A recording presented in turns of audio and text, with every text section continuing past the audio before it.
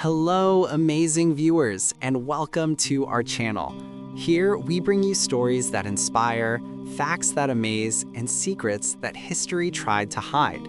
Every week, we uncover something new, something extraordinary. So don't blink, you might miss the magic. Now we explain the Roman Empire, from republic to empire, expansion, power, and legacy. The story of the Roman Empire is one of the most remarkable chapters in human history, a tale of ambition, conquest, governance, and enduring influence. Emerging from a small settlement along the banks of the River Tiber, Rome evolved into one of the most powerful empires the world has ever known. The journey from a modest city-state to a transcontinental superpower was neither immediate nor effortless. It was a process shaped by military genius, political innovation, cultural assimilation, and a relentless pursuit of dominance. The first phase of this vast narrative focuses on the origins of Rome, its transformation from monarchy to republic, and the early stages of its territorial expansion. The founding myths and historical origins of Rome. The roots of Rome are deeply embedded in mythology, with stories that reflect both the imagination and identity of its people. According to Roman legend, the city was founded in 753 BCE by Romulus and Remus, twin sons of Mars, the god of war, and Rhea Silvia, a Vestal virgin. Abandoned at birth and nurtured by a she-wolf, the twins later quarreled over the site and leadership of the new city. Romulus emerged victorious after slaying his brother Remus, and thus became the first king of Rome. Although modern historians dismiss this as myth, the story encapsulates themes central to Roman culture: divine destiny, fraternal rivalry, and martial strength. Beyond legend, archaeological evidence provides a more grounded account of Rome's emergence. The early settlement of Rome developed on the Palatine Hill, one of the 7 hills surrounding the Tiber River. These hills became the nucleus of the Roman community, strategically located between the fertile plains of Latium and the trade routes of the Mediterranean. By the 8th century BCE, the settlement began to consolidate under the influence of neighboring Italic tribes, the Latins, Sabines, and Etruscans. The Etruscans, in particular, played a significant role in shaping early Roman political and religious institutions. They introduced advanced engineering techniques, urban planning, and religious practices that would become integral to Roman civilization. The Roman Kingdom, 753 to 509 BCE. Rome's earliest political system was monarchical. The period of the Roman kingdom, traditionally lasting from 753 to 509 BCE, witnessed the rule of 7 kings, both of Latin and Etruscan origin. While little verifiable evidence exists about these rulers, Roman historians such as Livy and Dionysius of Halicarnassus portray them as figures who laid the foundations for Rome's future greatness. Among them, Numa Pompilius was credited with introducing religious and legal institutions, Tullus Hostilius expanded Rome's territory through warfare, and Servius Tullius implemented social and administrative reforms, including the census and division of citizens into classes. The last king, Lucius Tarquinius Superbus, however, ruled tyrannically, leading to widespread resentment and ultimately to the overthrow of the monarchy. The expulsion of Tarquin the Proud marked a turning point in Roman history. The Romans, wary of tyranny, vowed never again to be ruled by a king. This revolutionary act gave birth to the Roman Republic in 509 BCE, a political system that would define Roman governance for nearly 5 centuries and provide the framework for its imperial expansion. The birth of the Roman Republic. The establishment of the Roman Republic represented a monumental shift in the political structure of Rome. Power was no longer concentrated in the hands of a single ruler, but distributed among various elected officials and institutions. The Republic was characterized by a system of checks and balances designed to prevent the rise of autocracy. The most significant offices were the consuls, who acted as chief executives and military commanders. They were elected annually and were accountable to the Senate, a council of elder statesmen composed primarily of aristocrats known as Patricians. However, beneath this veneer of equality lay deep social divisions.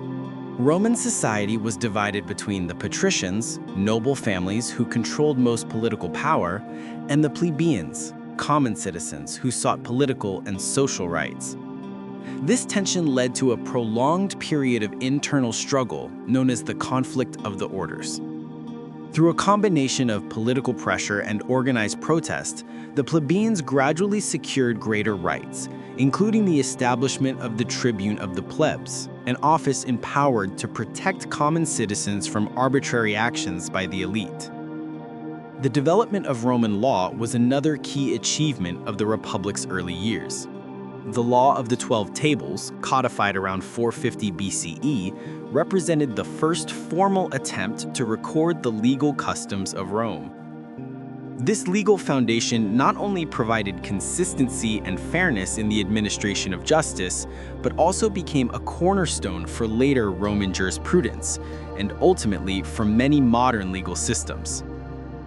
Early military expansion and the Italian peninsula.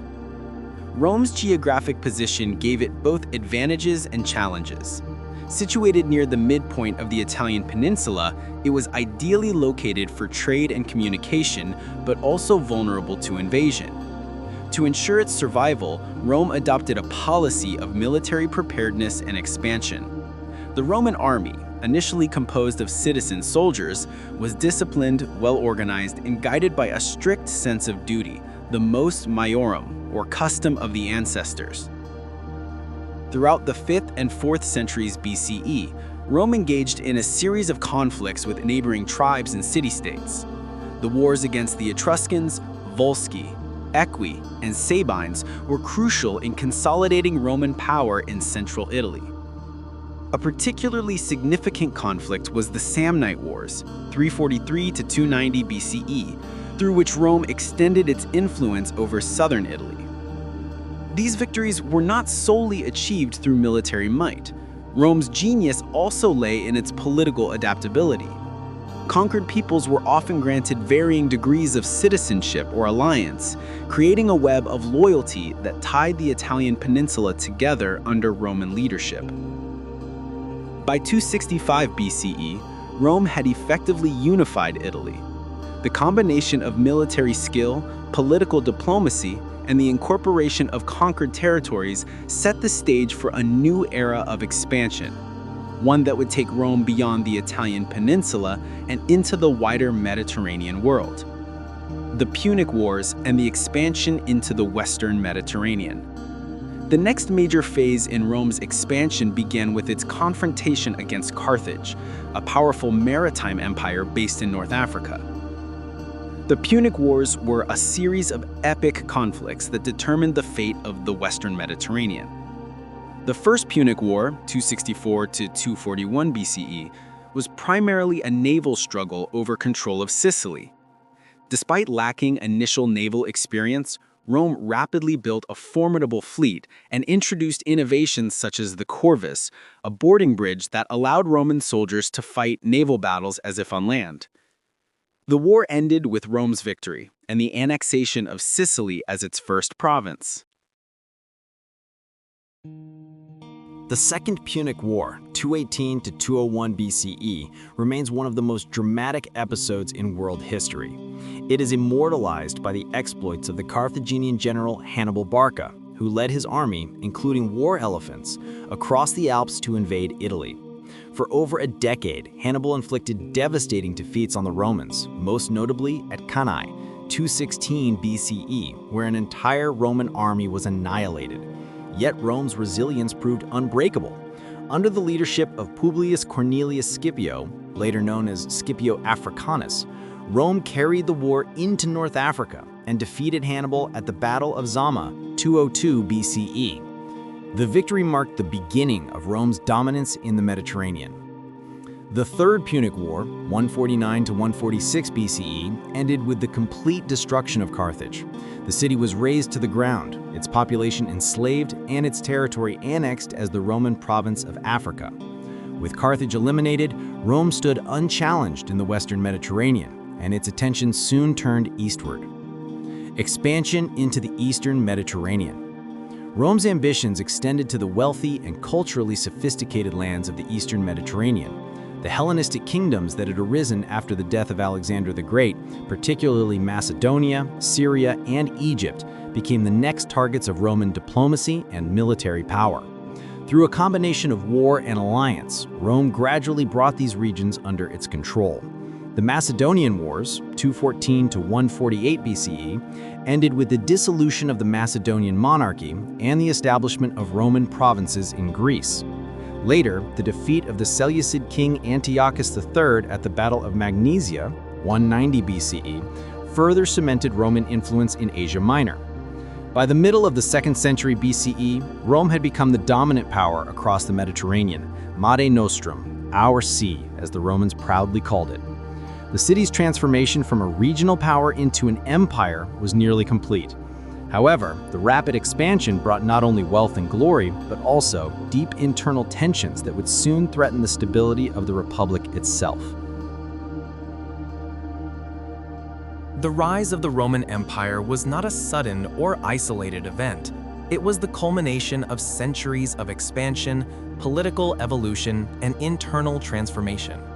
By the mid-2nd century BCE, Rome stood unrivaled in the Mediterranean world. Its armies had subdued powerful kingdoms, its economy flourished through trade and plunder, and its cultural influence began to spread across continents. Yet beneath this surface of strength and prosperity lay serious cracks in the structure of the Roman Republic. These fissures, rooted in social inequality, political corruption, and the strains of imperial administration, gradually widened until the Republic could no longer contain them. The transition from republic to empire was one of the most significant turning points in world history, reshaping not only the destiny of Rome, but also the trajectory of Western civilization. The crisis of the late Republic. The expansion of Roman territory brought immense wealth to the Republic, but this wealth was unevenly distributed. The spoils of conquest, the influx of slaves, and the accumulation of provincial revenues enriched the senatorial elite, while the common citizens, the plebeians and small farmers, faced growing hardship. Many Roman peasants lost their lands to debt or were forced to sell them to wealthy aristocrats, who formed large estates known as latifundia, worked by slaves imported from conquered territories. The displacement of small farmers undermined the traditional backbone of the Roman army, which had been composed primarily of citizen soldiers owning property. The social and economic upheavals led to increasing discontent among the lower classes. The city of Rome itself became crowded with unemployed and impoverished citizens dependent on state-provided grain doles. Meanwhile, ambitious politicians began exploiting these social tensions for personal gain, transforming the once honorable Roman political system into a battleground of factionalism, bribery, and violence. One of the earliest attempts to address these inequalities came from the Gracchi brothers, Tiberius and Gaius Gracchus, who served as tribunes of the plebes in the 2nd century BCE. Tiberius proposed land reforms to redistribute public land, ager publicus, to landless citizens, aiming to restore the small farmer class and stabilize the army. His reforms met fierce resistance from the Senate, and he was ultimately killed in a violent confrontation in 133 BCE. A decade later, his brother Gaius pursued similar reforms, including measures to regulate grain prices and extend citizenship rights to Italian allies. He too met a tragic end in 121 BCE. The deaths of the Gracchi symbolized the breakdown of peaceful political discourse in Rome and marked the beginning of an era of escalating political violence. The rise of military power and the erosion of republican institutions. As political instability deepened, the Roman army evolved from a civic institution into a tool of personal ambition. Traditionally, soldiers served out of loyalty to the Republic, but by the late 2nd century BCE, this loyalty began shifting toward individual generals who promised rewards of land, wealth, and citizenship. This transformation was largely initiated by Gaius Marius, a brilliant general and populist politician. His military reforms around 107 BCE opened army recruitment to the landless poor, creating a professional standing army more dependent on its commander than on the state. Marius's victories against the Numidians in North Africa and later against the Germanic tribes brought him fame and political power. However, his rivalry with Lucius Cornelius Sulla, another ambitious general, led to one of the darkest chapters in Roman history, the First Roman Civil War. Sulla's march on Rome in 88 BCE was unprecedented. Never before had a Roman general turned his army against the city itself. After a series of brutal conflicts, Sulla emerged victorious and declared himself dictator. During his rule, he attempted to restore senatorial authority by weakening the powers of the popular assemblies and tribunes. Though Sulla eventually resigned and retired, his example shattered a key Republican principle: that no Roman general should hold supreme power for an extended period or by force of arms. The age of Pompey, Crassus, and Caesar. In the power vacuum that followed Sulla's death, new figures emerged to dominate Roman politics. Among them were Gnaeus Pompeius Magnus, Pompey the Great, Marcus Licinius Crassus, and Gaius Julius Caesar, men whose ambitions would shape the final decades of the Republic. Pompey gained fame through his military campaigns in Spain and the East, where he defeated King Mithridates of Pontus and reorganized the provinces of Asia Minor and Syria. Crassus, one of the wealthiest men in Rome, amassed enormous power through his business ventures and his role in suppressing Spartacus's slave revolt in 71 BCE. Julius Caesar, though initially less powerful, combined charisma, military skill, and political cunning to become a formidable force in Roman politics. In 60 BCE, the three men formed an informal political alliance known as the First Triumvirate, which allowed them to bypass the Senate and share power. Caesar was elected consul in 59 BCE and subsequently appointed governor of Gaul, where he launched a decade-long campaign that dramatically expanded Roman territory. His commentaries on the Gallic War not only documented his military achievements, but also served as masterful propaganda, elevating his stature among the Roman populace. As Caesar's power grew, tensions with Pompey and the Senate intensified. Crassus's death in 53 BCE during the ill-fated campaign against the Parthians removed the delicate balance within the triumvirate.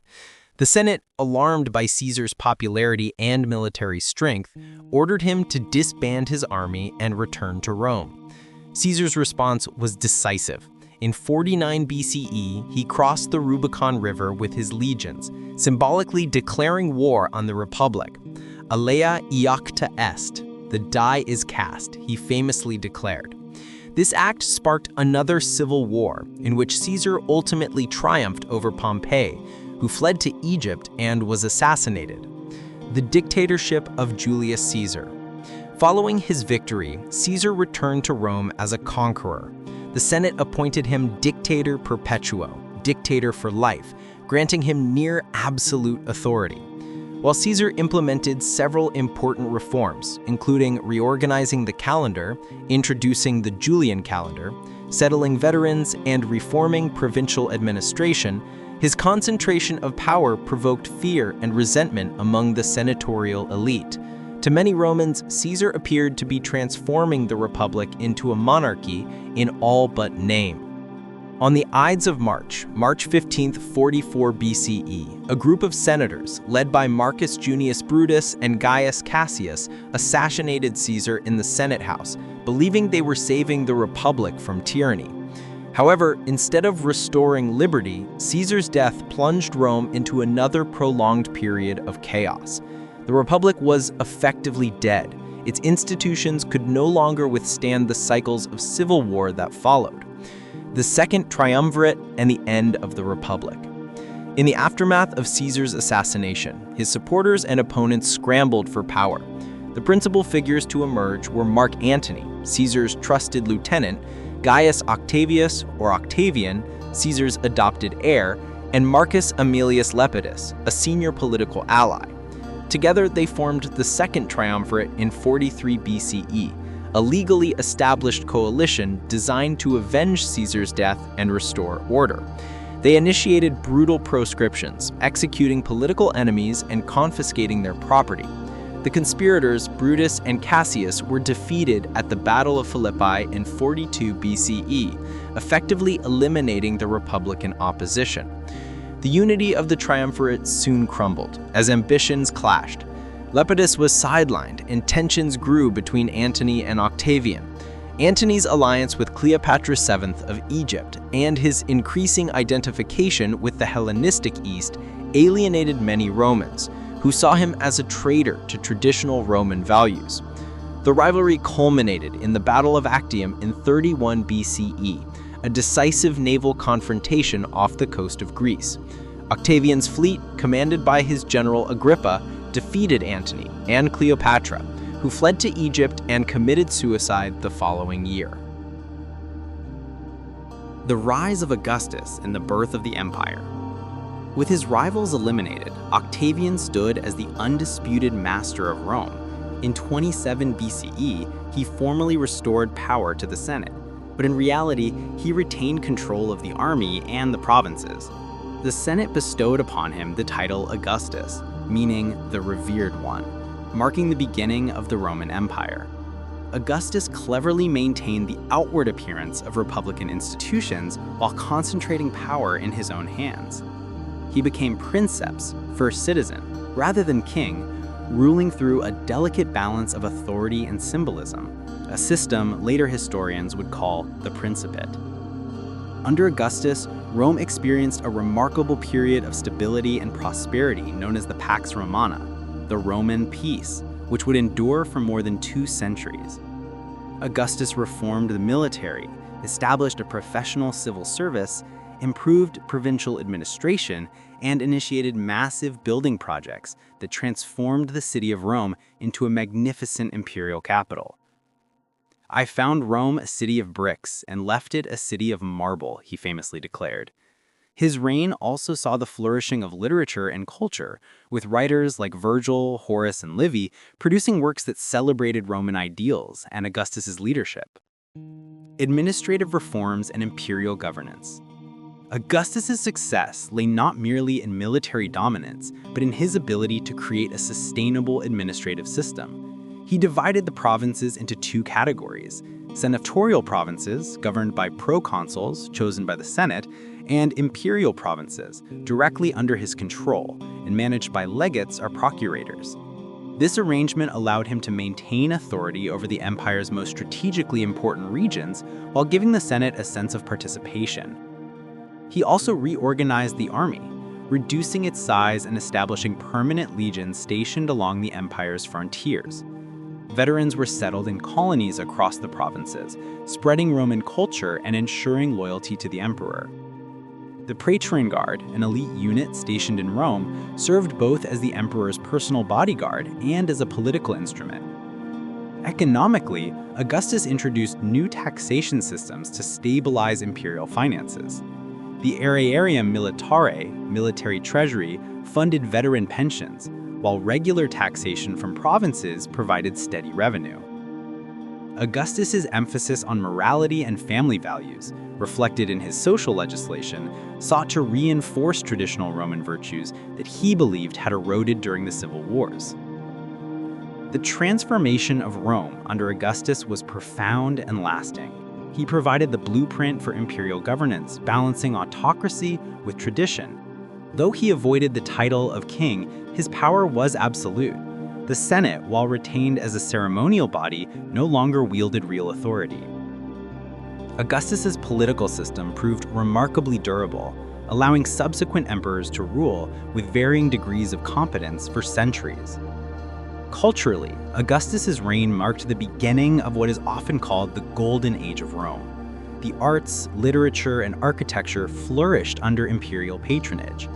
Monumental structures such as the Ara Pacis, or Altar of Peace, and the Mausoleum of Augustus symbolize both the grandeur and the ideological underpinnings of the new order: peace through strength, prosperity through unity. By the time of his death in 14 CE, Augustus had transformed the Roman world. He had ended a century of civil war, established a stable government, and laid the foundations for an empire that would dominate the known world for centuries. His successor, Tiberius, inherited not a fragile republic, but a robust imperial system capable of sustaining both peace and power.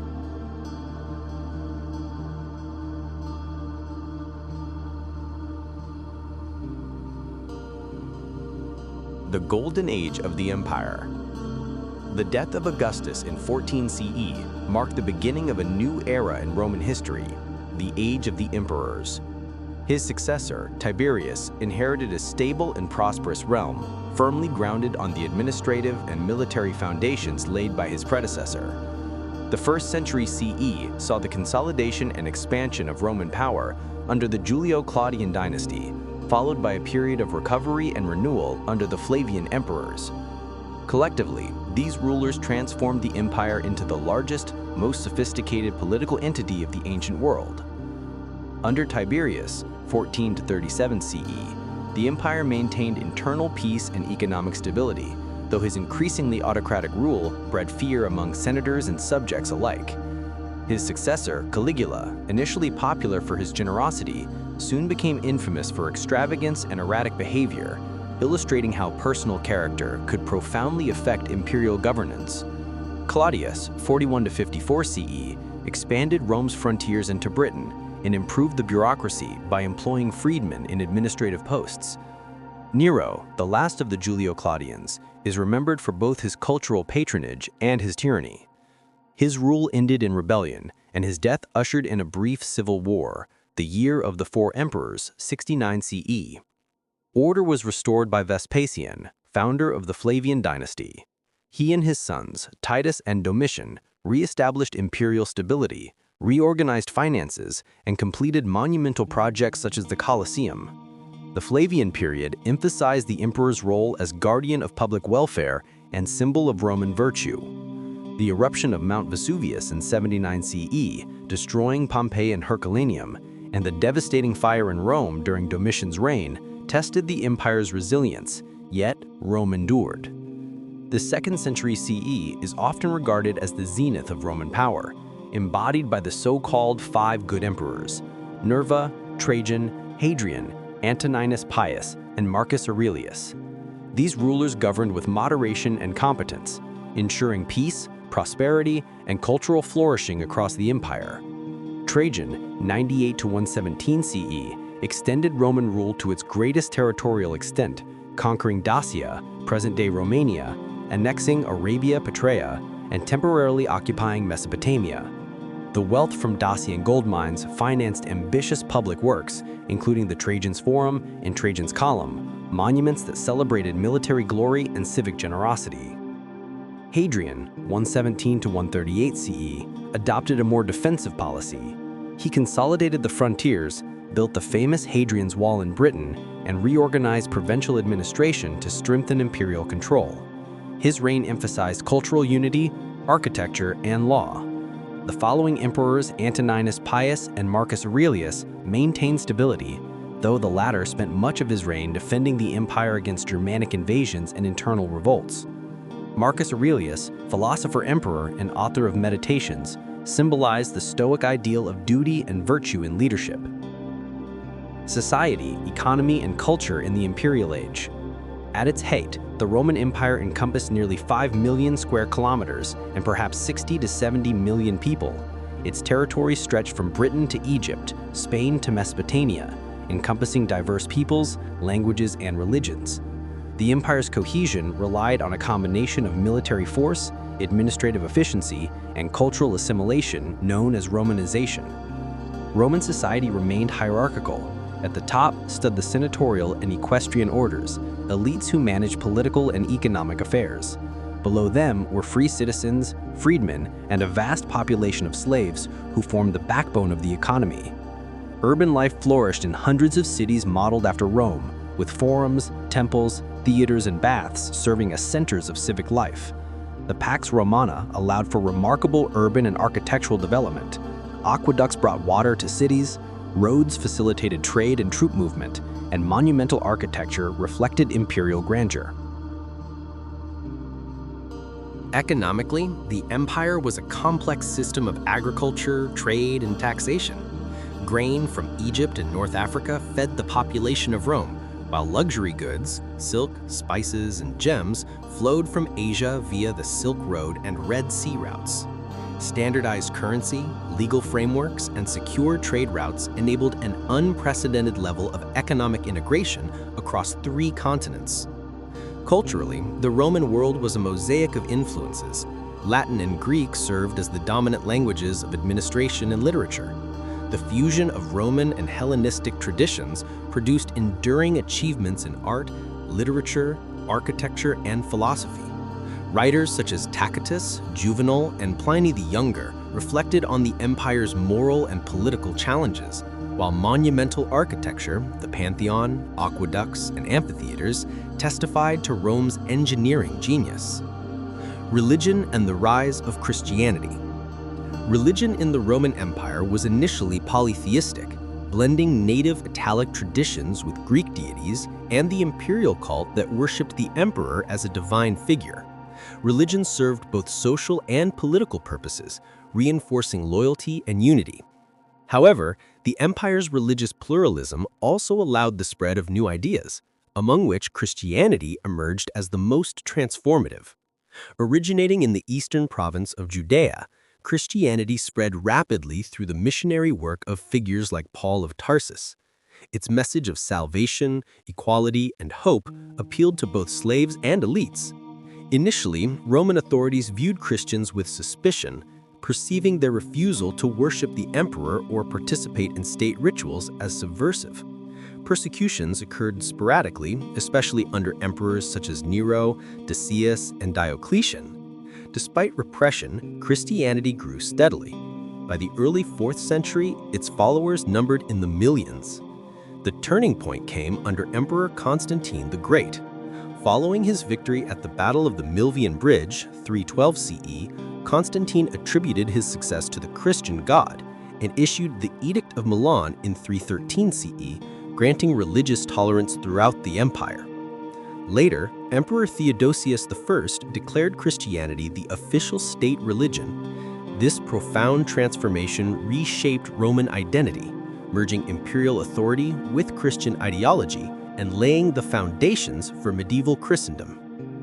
Challenges and decline of the Western Empire. From the late 2nd century onward, the Roman Empire faced mounting challenges that gradually undermined its stability. The death of Marcus Aurelius in 180 CE marked the end of the Pax Romana and the beginning of a long period of crisis. His successor, Commodus, proved incapable and self-indulgent, eroding the prestige of the imperial office.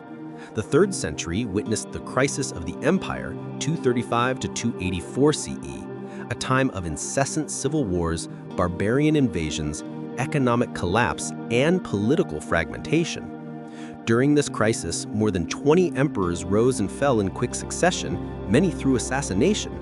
The empire's borders were repeatedly breached by Goths, Franks, and Persians, while internal revolts fractured unity. Inflation, debasement of currency, and the decline of trade destabilized the economy. Urban centers shrank, and provincial self-sufficiency replaced the once vibrant Mediterranean trade network. 2 capable emperors managed to restore temporary order, Diocletian and Constantine. Diocletian, 284 to 305 CE, implemented sweeping reforms, dividing the empire into administrative units and establishing the Tetrarchy, ruled by 4 emperors, to improve governance and defense. He strengthened the army, stabilized the currency, and sought to restore traditional religion through persecution of Christians. His reforms slowed the decline, but did not eliminate the underlying problems.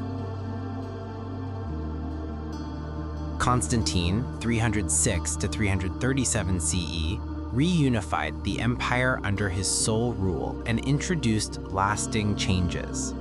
He founded a new imperial capital, Constantinople, modern Istanbul, strategically located between Europe and Asia. This city would later become the heart of the Byzantine Empire. Constantine's embrace of Christianity further altered the empire's character, integrating the church into state affairs and establishing the emperor as God's representative on earth. After Constantine's death, the empire once again faced division and invasion. The most severe blow came in 378 CE, when the Eastern Emperor Valens was defeated by the Visigoths at the Battle of Adrianople, a catastrophic loss that exposed Rome's vulnerability. The empire could no longer effectively manage its vast frontiers or integrate the growing number of Germanic peoples who had migrated into Roman territory as foederati, allied tribes. The fall of the Western Roman Empire. By the 5th century, the Western Roman Empire was a shadow of its former self. Its economy weakened, population declined, and military morale deteriorated. The empire's eastern half, wealthier and more urbanized, increasingly diverged from the struggling West. In 410 CE, the unthinkable happened. The city of Rome was sacked by the Visigoths under Alaric.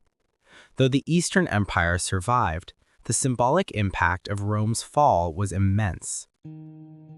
Subsequent decades witnessed further fragmentation. The Vandals conquered North Africa, the Visigoths settled in Spain, and the Franks established dominance in Gaul. In 476 CE, the Germanic general Odoacer deposed the last Western emperor, Romulus Augustulus, marking the conventional end of the Western Roman Empire. The Eastern Empire, known to history as the Byzantine Empire, continued for nearly 1,000 more years, preserving Roman law, culture, and administrative traditions.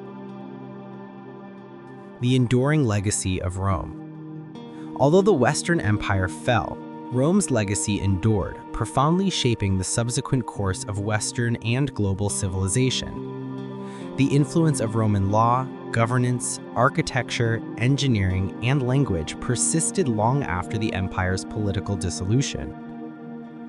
Law and government. Roman law remains one of the empire's most enduring contributions. The Corpus Juris Civilis, compiled under Emperor Justinian in the 6th century CE, codified centuries of legal development and became the foundation for civil law traditions across Europe and beyond. Concepts such as citizenship, legal equality, contracts, and property rights were inherited directly from Roman jurisprudence.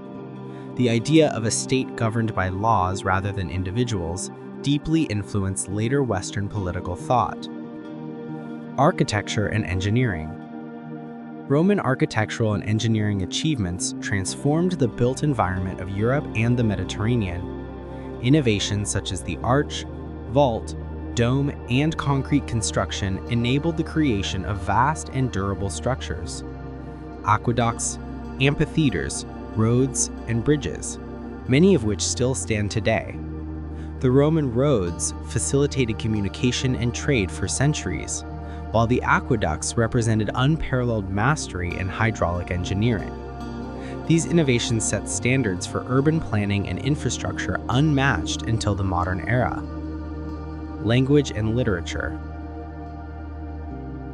The Latin language, Rome's greatest cultural export, evolved into the Romance languages, Italian, French, Spanish, Portuguese, and Romanian, and influenced countless others. Latin remained the language of learning, administration, and the church throughout the Middle Ages. Roman literature, the epics of Virgil, the histories of Livy and Tacitus, the orations of Cicero, continued to inspire writers, philosophers, and statesmen for millennia. Religion and the Christian legacy. The Christianization of the Roman Empire laid the foundation for Western Christendom. The Roman Church, centered in the former imperial capital, became the papacy, inheriting both spiritual and institutional authority. The administrative and legal framework of the empire facilitated the organization of the Christian Church, whose hierarchy mirrored Roman provincial structures. Thus, even as the empire's political power faded, its spiritual and cultural influence grew stronger. Political and cultural ideals. Rome also bequeathed enduring ideals of citizenship, civic duty, and governance. The concept of republic, revived during the Renaissance and Enlightenment, drew directly from Roman political models. Modern notions of senates, assemblies, constitutions, and checks and balances trace their roots to Roman precedents. Artists, architects, and philosophers from the Renaissance through the modern era looked to Rome as the epitome of classical civilization and human achievement. The Eternal Empire. The history of the Roman Empire is not merely a chronicle of conquests and emperors. It is a story of human ambition, creativity, and adaptability. From its modest beginnings on the Tiber to its dominion over the known world, Rome embodied the paradoxes of civilization: power and decadence, unity and diversity, innovation and decline. Its fall was not an abrupt collapse, but a gradual transformation through which the ancient world evolved into the medieval and eventually the modern. Even after its political demise, Rome never truly died. Its language, laws, and ideals continued to shape kingdoms, churches, and nations. The phrase Roma Aeterna, meaning eternal Rome, was more than imperial propaganda. It became a historical truth. The Roman Empire's legacy endures in the cities we build, the laws we follow, the roads we travel, and the ideas of governance and citizenship that define our modern world.